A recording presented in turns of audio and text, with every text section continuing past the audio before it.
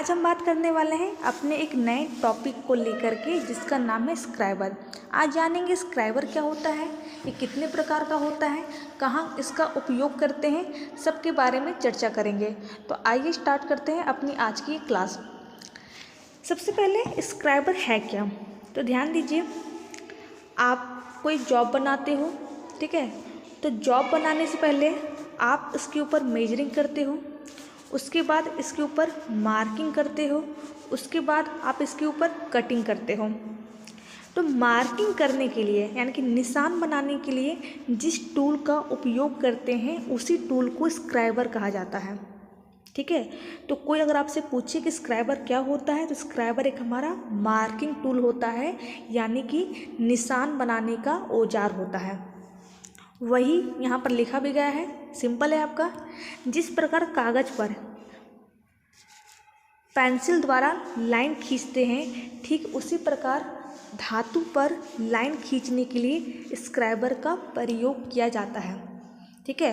यानी कि मेटल पर यानी कि आपकी जॉब पर निशान बनाने के लिए स्क्राइबर का प्रयोग करते हैं और स्क्राइबर को ही मार्किंग टूल कहते हैं। स्क्राइबर को बनाने के बाद इसके ऊपर हीट ट्रीटमेंट किया जाता है। हीट ट्रीटमेंट आपको पिछले क्लास में पढ़ाया गया है। अगर आपने पिछला वीडियो नहीं देखा है तो जाकर के देख लीजिएगा कि हीट ट्रीटमेंट क्या होता है, कितने प्रकार का होता है। बहुत ही इंपॉर्टेंट है आपके ट्रेड के लिए, ठीक है। तो स्क्राइबर को बनाने के बाद इसके ऊपर हीट ट्रीटमेंट करते हैं। क्यों करते हैं? इसके दोनों सिरे यानी कि दोनों नुकीले सिरे को कठोर बनाने के लिए। देखो कुछ ऐसा होता है स्क्राइबर, इसी को बोलते हैं स्क्राइबर बोलते हैं। स्क्राइबर को बनाने के बाद यानी कि इस स्क्राइबर को बनाने के बाद इसके पॉइंट को कठोर बनाने के लिए इसके ऊपर हीट ट्रीटमेंट किया जाता है, ठीक है, जिससे कि हम किसी भी मेटल के ऊपर में लाइन खींचेंगे तो इसका पॉइंट जल्दी ख़राब ना हो, जल्दी यूजलेस ना हो, ठीक है फ्रेंड्स। तो ये हो गया इसका इंट्रोडक्शन कि इसका परिचय क्या है। अब बात करते हैं इसके मटेरियल के बारे में। तो ध्यान दीजिएगा, ये आपके हाई कार्बन स्टील के टूल स्टील का बनाया जाता है और इसके पॉइंट को यानी कि इसके पॉइंट को पत्थर पर खींचकर 12 डिग्री से 15 डिग्री के कोण पर बनाया जाता है। तो आपके लिए ज़्यादा इम्पोर्टेंट क्या है? इसका मटेरियल, कि हाई कार्बन स्टील के टूल स्टील का ये बनाया जाता है। नेक्स्ट बात करते हैं इसकी टाइप्स के बारे में कि स्क्राइबर के कितने प्रकार होते हैं। तो पहला आपका है स्ट्रेट स्क्राइबर, दूसरा बेंट स्क्राइबर, तीसरा एडजस्टेबल स्क्राइबर और चौथा ऑफसेट स्क्राइबर। बात करते हैं कि स्ट्रेट स्क्राइबर क्या होता है। तो ये कुछ ऐसा होता है, सिंपल आपका, इसी को बोलते हैं स्ट्रेट स्क्राइबर। और ध्यान देना, स्ट्रेट स्क्राइबर को ही पॉकेट स्क्राइबर कहा जाता है, पॉकेट स्क्राइबर भी कहा जाता है। एक सिरा पूरा प्लेन होता है और दूसरे सिरे पर नुकीला बना होता है और इसके बीच के पार्ट में यानी कि इसके इस पार्ट में नर्लिंग की जाती है। नर्लिंग, आप बोलोगे नर्लिंग क्या होता है? तो नर्लिंग हमारा ऑपरेशन होता है। क्या होता है? ऑपरेशन। जैसे ड्रिलिंग एक प्रकार का ऑपरेशन है, ड्रिलिंग के द्वारा हम किसी भी जॉब के ऊपर होल बनाते हैं, उसी प्रकार से नर्लिंग भी एक हमारा ऑपरेशन होता है। नर्लिंग के द्वारा हम क्या करते हैं? किसी भी वस्तु पर अपनी पकड़ बनाते हैं, यानी कि अपनी ग्रिपिंग बनाते हैं, ठीक है फ्रेंड्स। तो इसी को बोलते हैं स्ट्रेट स्क्राइबर। देखिए यहाँ लिखा भी गया है, इस प्रकार के स्क्राइबर का एक सिरा सीधा व नुकीला होता है और बीच के भाग में नर्लिंग की गई होती है और इसे पॉकेट स्क्राइबर भी कहा जाता है। तो ये अब हो गया स्ट्रेट स्क्राइबर। बात करते हैं दूसरे स्क्राइबर के बारे में जिसका नाम है बेंट स्क्राइबर। क्या होता है, कैसा होता है? यहाँ देखिए, इसी को बोलते हैं बेंट स्क्राइबर। देखिए बेंट स्क्राइबर में क्या है, सिंपल है आपका। एक तो आपका नुकीला होता है और स्ट्रेट होता है, लेकिन दूसरा क्या होता है, ये आपके बेंट होता है, यानी कि ये आपके 90 डिग्री पर, कितने में? 90 डिग्री पर ये मुड़ा होता है। जो स्ट्रेट स्क्राइबर है, ये जो स्ट्रेट वाला पॉइंट है, इसका उपयोग तो हम सिंपल किसी भी वस्तु पर स्ट्रेट लाइन खींचने के लिए करेंगे, लेकिन जो बेंट स्क्राइबर होता है इसका कुछ मेन पर्पस होता है। मेन पर्पस होता है लाइन खींचने के लिए। बात करते हैं, यहाँ देखिए लिखा भी गया है, इस प्रकार के स्क्राइबर का एक सिरा सीधा तथा दूसरा सिरा 90 डिग्री पर मुड़ा होता है। इसके दोनों सिरे नुकीले होते हैं, बिल्कुल नुकीले होते हैं। सीधा सिरा साधारण रेखाएं खींचने के लिए प्रयोग किया जाता है और मुड़े हुए सिरे का उपयोग निम्नलिखित कार्यों के लिए किया जाता है। देखिए यहाँ पर कि मुड़े हुए सिरे का उपयोग कहाँ करते हैं, तो देखिए यहाँ पर इसका उपयोग यहाँ किया जाता है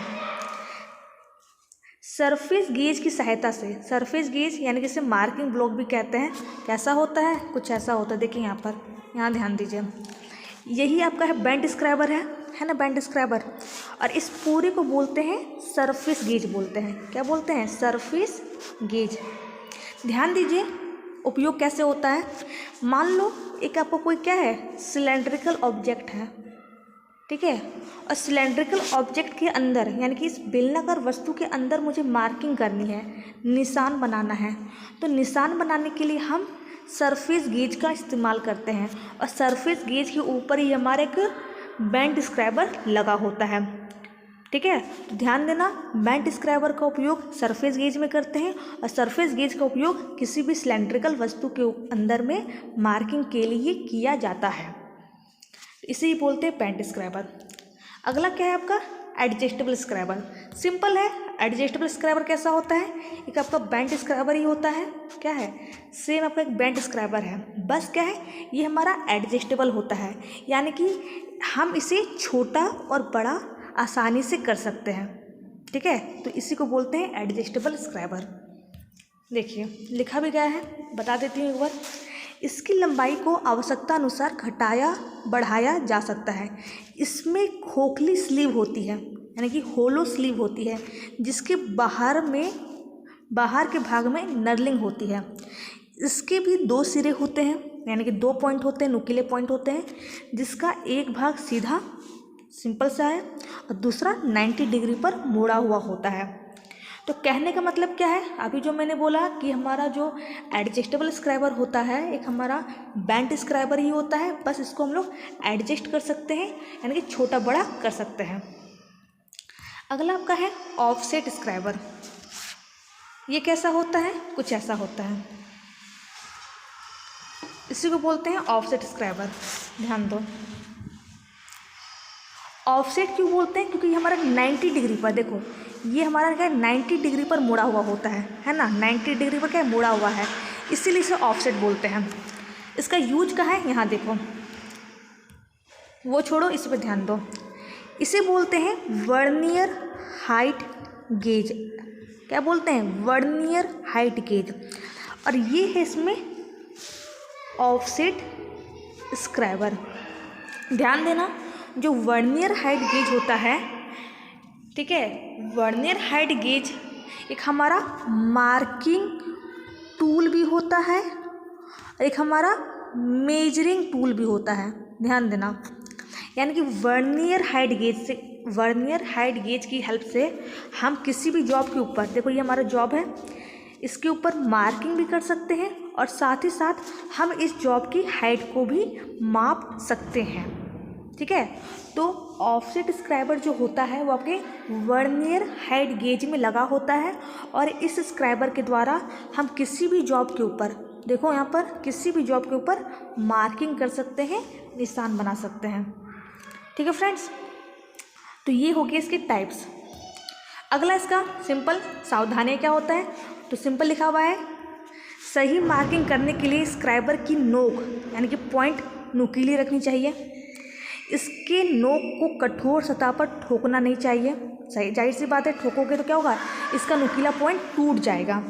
इसका प्रयोग ना करते समय इसकी नोक पर कोर्क लगा देते हैं। और चौथा क्या है, इसका प्रयोग कठोर सतह पर नहीं करना चाहिए, यानी कि हार्ड सरफेस पर नहीं करना चाहिए। ये इसकी सावधानियां हैं। तो इस पर उतना फोकस नहीं करना है, ज़्यादा फोकस आपका जो भी मैंने बताया अभी इस पर फोकस करना है।